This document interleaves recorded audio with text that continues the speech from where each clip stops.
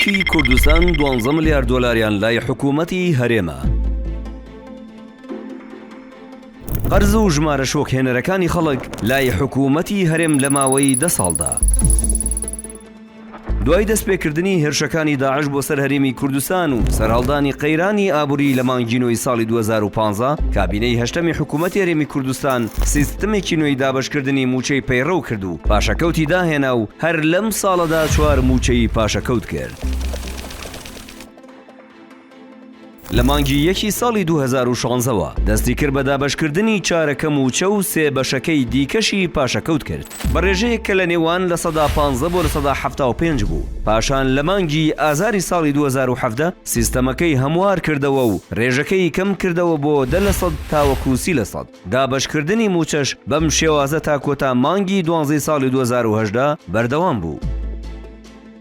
ساڵی 2020 سەختترین ساڵ بوو بۆ فەرمانبەرانی هەرێم. بە شێوەیەک لەم ساڵەدا 3 موچە بەلێبڕینی لە 118 و لە 121 دابشکرا و 7 مانگیش هەر موچە دابەش نەکرا. بەو شێوەیە لە تەواوی ساڵەکەدا تەنها 5 موچە دابشکرا.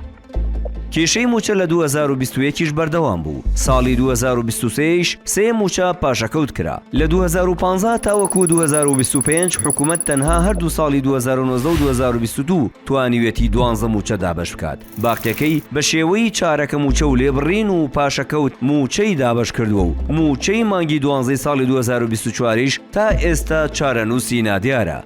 هاوکات ئەگەرچی لە شوباتی ساڵی 2024ەوە دادگای فیدراڵی بڕیاریدا موچەی فەرمانبەرانی هەرێم ڕاستەوخۆ لەلایەن حکوومەتی فیدراڵەوە خرج بکرێت، بەڵام بەهۆی ناشەفافی لیستی موچە و کۆسب دروستکردن لەلایەن حکوومەتی هەرێمەوە ئەمەش کێشەی تێکەوت.